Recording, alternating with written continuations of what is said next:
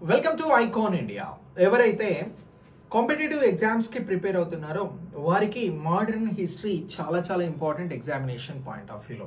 మీరు ఏ ఎగ్జామ్ రాసినా కూడా ఆధునిక భారతదేశ చరిత్ర పైన ప్రశ్నలు ఉంటాయి, ఆన్సర్స్ పక్కాగా చేయాల్సిందే, చేస్తేనే మనకు స్కోర్, తర్వాత జాబ్. సో అయితే ఈ 2025కి సంబంధించి రానున్నటువంటి జీపీఓకి, అలాగే దీంతో పాటు ఎస్ఐ కానిస్టేబుల్, అలాగే వీటితో పాటు ఇతర పోటీ పరీక్షలకి ఐకాన్ ఇండియా ఆన్లైన్ క్లాసెస్ని, ఆఫ్లైన్ క్లాసెస్ని అందిస్తూ ఉంది. దీనికోసం మీరు ఐకాన్ ఇండియా యాప్ని డౌన్లోడ్ చేసుకోండి. ఆఫ్లైన్ మీకు ఏమైనా రిక్వైర్మెంట్ ఉంటే క్రింద ఇచ్చే నెంబర్స్కి కాల్ చేసి వివరాలను తెలుసుకోండి. సో మనం ఈ వీడియో ద్వారా బ్రిటిషర్స్కి సంబంధించి, సిక్కులకి సంబంధించినటువంటి యుద్ధాలను గురించి తెలుసుకుందాం. సో వీటినే ఆంగ్లో సిక్కు యుద్ధాలు అని అంటున్నాం. సో ఇక్కడ సిక్కులకి సంబంధించినటువంటి యుద్ధాలను గురించి తెలుసుకునే ముందు అసలు సిక్కు అనేటువంటి మతం ఎలా వచ్చింది అనేటువంటి అంశాన్ని మనం ఖచ్చితంగా మాట్లాడాలి. సో ఈ పాయింట్ ఆఫ్ వ్యూలో మన భారతదేశంలో భక్తి ఉద్యమాలు మధ్యయుగ భారతదేశంలో జరుగుతున్నటువంటి సమయంలో గురు నానక్ గారు సిక్కు మతాన్ని స్థాపించడంలో కీలకమైనటువంటి వారినిగా కనిపిస్తారు. సో గురునానక్ గారు చేసినటువంటి మత బోధనల ఆధారంగా సిక్కు మతం అనేది ఏర్పడుతుంది. సో ఈ సిక్కు మతానికి సంబంధించి 10 మంది గురువులు ఉంటారు. అందులో 10వ గురువుగా ఎవరు ఉంటారు అంటే గురు గోవింద్ సింగ్ గారు ఉంటారు. ఈ గురు గోవింద్ సింగ్ గారు నాందేడ్, ప్రస్తుతం మహారాష్ట్రకి సంబంధించినటువంటి నాందేడ్ ప్రాంతంలో మొఘల్స్ చేత హత్య చేయబడతాడు. సో ఇలా ఈ 10వ సిక్కు మత గురువుగా ఉన్నటువంటి గురు గోవింద్ సింగ్ గారు మరణించిన తరువాత సిక్కు మతానికి సంబంధించి అధికారికంగా గురువుగా ఎవరు ఇక్కడ ప్రకటించబడరు. అయితే ఈ 10వ మత గురువుగా ఉన్నటువంటి సిక్కు మతానికి సంబంధించినటువంటి అంశాలలో ఖల్సా సిద్ధాంతం, వీటితో పాటు ఇతర అంశాలను ప్రబోధించినటువంటి 10వ మత గురువు అయిన గురు గోవింద్ సింగ్ని బంద్ బహదూర్ బాగా ఫాలో అవుతాడు. సో ఈ బంద్ బహదూర్ ఏం చేస్తాడు అని అంటే ఈ 10వ మత గురువు గురు గోవింద్ సింగ్ గారిని చంపినటువంటి మొఘల్స్ పైన ప్రతీకారం తీర్చుకోవాలి అని చెప్పేసి వారిపైన యుద్ధాలకి వెళ్తూ ఉంటాడు. అలా బంద్ బహదూరు యుద్ధాలు చేస్తున్నటువంటి క్రమంలోనే మొఘల్ చక్రవర్తిగా ఇక్కడ ఫరూక్ గారు ఉంటారు. సో ఈ ఫరూక్ సియర్ ఏం చేస్తారు అని అంటే మొఘల్ చక్రవర్తిగా కొనసాగుతున్నటువంటి ఈ ఫరూక్ సియర్ బంద్ బహదూర్ని 1716లో హత్య చేయమని మొఘల్స్కి సంబంధించిన సైన్యాలకు సూచిస్తాడు. దీని ద్వారా బంద్ బహదూర్ కూడా మొఘల్ చక్రవర్తి ఆదేశాల మేరకు, ఫరూక్ సియర్ ఆదేశాల మేరకి చంపివేయబడతాడు. సో ఇప్పుడు బంద్ బహదూర్ కూడా చనిపోయిండు. ఈయన సిక్కుకి సంబంధించినటువంటి వారిని అందరినీ ఏకం చేసి మొఘల్స్ పైన ఫైట్ చేస్తూ ఉండే ఈయన కూడా 1716లో చనిపోయిండు. సో ఈయన చనిపోయిన తర్వాత ఈ పంజాబ్ సిక్కులకి సంబంధించినటువంటి వారంతా కూడా 12 మిజిల్స్గా విడిపోతారు. ఇక్కడ మిజిల్ అని అంటే ఏమిటి అని అంటే అరబిక్ లాంగ్వేజ్లో సమూహము అనే అర్థం. సో ఇప్పుడు ఈ బంద్ బహదూర్ మరణం తర్వాత సిక్కు సామ్రాజ్యము లేదా సిక్కు ప్రాంతాలకి సంబంధించి పంజాబ్ అనేటువంటిది ఉంటుంది. ఈ పంజాబ్ అనేది ఎన్ని మిజిల్గా విడిపోయింది అని అంటే 12 అని చెప్పండి. సో ఈ 12కి సంబంధించి అతిపెద్ద మిజిల్గా ఏది ఉంటుంది అని అంటే భంగి ఉంటుంది. అతి చిన్న మిజిల్గా ఏది ఉంటుంది అని అంటే సుకర్చికియా ఉంటుంది. దీన్నే సుకర్చికియా అని కూడా పిలుస్తారు. సో ఇలా ఈ మొత్తం 12 మిజిల్స్కి సంబంధించి ఈ 12 విడిపోయినప్పటికీ ఈ సిక్కులను ఏకం చేసి ముందుకు తీసుకువెళ్ళడంలో ఈ సుకర్చికియాకి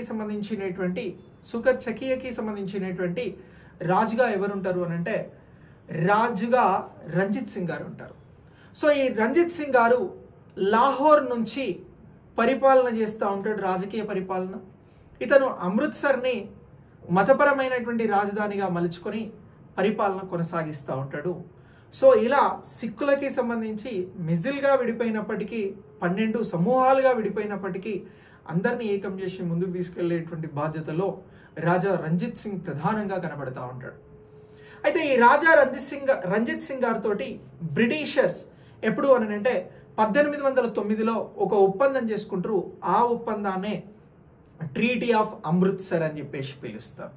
ఈ ట్రీటీ ఆఫ్ అమృత్సర్ ఒప్పందం ప్రకారం రాజా రంజిత్ సింగ్ ఈ ఏదైతే సింధు నదికి ఉపనదిగా ఉండేటువంటి సట్లేజ్ నది ఉంటుందో ఈ సట్లేజ్కి కుడివైపున పరిపాలన అందిస్తూ ఉంటాడు స్వయంగా.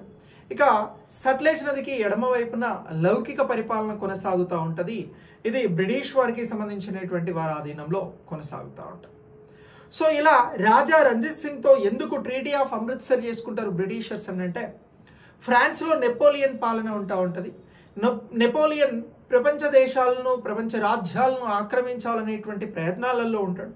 ఆ విధంగా వచ్చి లాహోర్ ప్రాంతంలో పరిపాలన చేస్తున్నటువంటి రంజిత్ సింగ్ ద్వారా భారతదేశ ఆక్రమణకు వస్తే దాన్ని ముందే అడ్డుకట్ట వేయాలి అని చెప్పేసి ఇక్కడ లార్డ్ మింటో అనే అతను ఈ భారతదేశానికి సంబంధించి సిక్కులకి ప్రధాన రాజ్య నిర్మాతగా ఉన్నటువంటి రంజిత్ సింగ్తో 1809లో ట్రీటీ ఆఫ్ అమృత్సర్ అనేటువంటిది చేసుకుంటాడు. సో ఇలా ఒక 30 సంవత్సరాలు గడిచిన తర్వాత రాజా రంజిత్ సింగ్ గారు మరణిస్తాడు. సో ఇలా వ్యక్తిగత కారణాలతోటి రంజిత్ సింగ్ గారు మరణించిన తర్వాత ఏదైతే సట్లేజ్ నదికి కుడివైపున ఉన్నటువంటి ప్రాంతాలు కూడా మావే అని ఆయన 1839లో రాజా రంజిత్ సింగ్ గారు మరణిస్తే 1845లో బ్రిటిష్ వారు వచ్చి రంజిత్ సింగ్ ప్రాంతాలు కూడా మావే అని చెప్పేసి ఆక్రమణ చేస్తూ ఉంటారు. సో ఇలా ఆక్రమణ చేస్తున్నటువంటి క్రమంలో ఇక్కడ సిక్కులు ఏం చేస్తారు అని అంటే ఆంగ్లేయులతో యుద్ధానికి దిగుతారు. ఇలా ఈ యుద్ధం అనేది వస్తుంది. ఈ యుద్ధమే మొదటి ఆంగ్లో సిక్ యుద్ధం. ఈ ఆంగ్లో సిక్ యుద్ధానికి సంబంధించి ఏం జరుగుతుంది అని అంటే బ్రిటిషర్స్ చేత సిక్కులు ఓడిపోతారు. సిక్కులు ఓడిపోయిన తర్వాత వీరికి సంబంధించి లాహోర్ ఒప్పందం జరుగుతుంది. ఈ లాహోర్ ఒప్పందానికి సంబంధించి రంజిత్ సింగ్ గారు కొడుకుంటాడు. ఆయన పేరు దులీప్ సింగ్. ఈ దులీప్ సింగ్ని రాజుగా గుర్తిస్తారు. అలా రాజుగా గుర్తించినటువంటి దులీప్ సింగ్తో పాటు ఇక్కడ రాణి జిందాల్ గారు ఉంటారు. సో ఈ రాణి జిందల్ గారికి ఏం చేస్తారు అని అంటే నష్టపరిహారాన్ని ఇస్తారు. సో ఇలా లాహోర్ ఒప్పందానికి సంబంధించినటువంటి దానిలో భాగంగా యుద్ధానికి సంబంధించి సిక్కులు బ్రిటిషర్స్తో యుద్ధం చేయడం వలన ₹1 కోటి నష్టం వచ్చింది.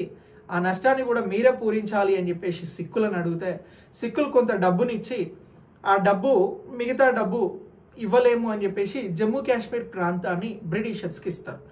బ్రిటిషర్స్ ఆ తర్వాత ఇది గులాబ్ సింగ్ అమ్ముకుంటారు ₹50 లక్షలకి జమ్మూ కాశ్మీర్ని.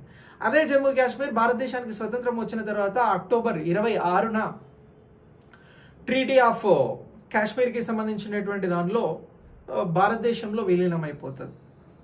సో ఇలా కాశ్మీర్ అనేటువంటి జమ్మూ కాశ్మీర్ అనేటువంటి ప్రాంతం ఫస్ట్ సిక్కుల దగ్గర ఉండే, తర్వాత బ్రిటిషర్స్కి వెళ్ళింది, తర్వాత గులాబ్ సింగ్కి వెళ్ళింది. దాన్ని తీసుకొచ్చి హరిసింగ్ గారు భారతదేశంలో కలిపిరు. సో ఇలా ఇది జమ్మూ కాశ్మీర్ విషయం. ఇక నెక్స్ట్ రాజా రంజిత్ సింగ్ గారి దగ్గర మరణించేంత వరకు, మరణించిన తర్వాత కూడా ఈ ఏదైతే కోహినూర్ డైమండ్ ఉండేనో అది రాజా రంజిత్ సింగ్ గారి దగ్గర ఉంటుంది. సో ఆయన మరణించిన తర్వాత వారి కొడుకు దులీప్ సింగ్ దగ్గర ఉంటుంది. సో ఇప్పుడు బ్రిటిషర్స్ మొదటి ఆంగ్లో సిక్ యుద్ధంలో గెలిచినారు కాబట్టి దీన్ని ఏం చేస్తారు అని అంటే ఆ కోహినూర్ డైమండ్ని ఇవ్వాలి అని చెప్పేసి అడుగుతారు. అలా కోహినూర్ డైమండ్ అనేది దులీప్ సింగ్ దగ్గర నుంచి తీసుకుని దాన్ని విక్టోరియా రాణి కిరీటంలో భాగంగా చేస్తారు ఈ కోహినూర్ వజ్రం. ఈ కోహినూర్ వజ్రం భారతదేశంలో షాజహాన్ సింహాసనంలో కూడా భాగంగా ఉండే. సో కోహినూర్ వజ్రం అనేది 13వ శతాబ్దంలో గోల్కొండ ప్రాంతం నుంచి వెళ్ళింది అని అంటే ఇప్పుడు ఉన్నటువంటి తెలంగాణ, ఆంధ్రప్రదేశ్ ప్రాంతాల నుంచి వెళ్ళినటువంటి డైమండ్, ఇక్కడే తయారైనటువంటి డైమండ్. సో ఇది ప్రపంచంలో అత్యుత్తమమైనటువంటి డైమండ్గా ఉండే.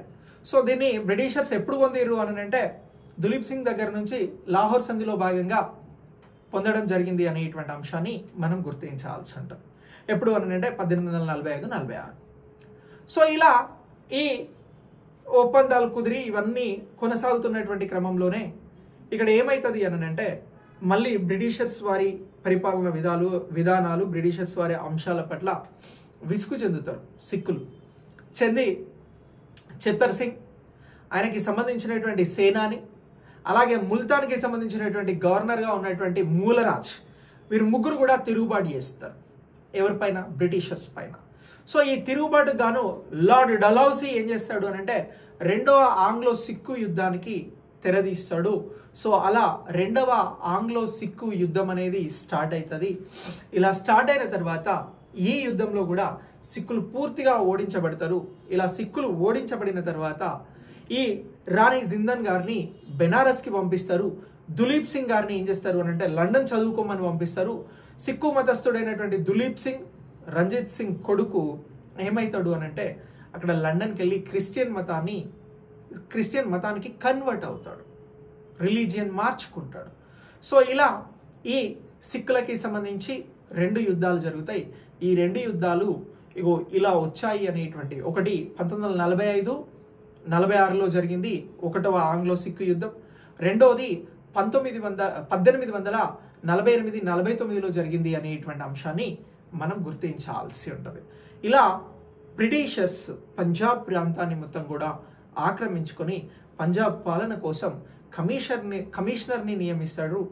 ఆ మొదటి కమిషనర్ ఎవరు అని అంటే జూన్ లారెన్స్ అని గుర్తుంచుకోవాలి.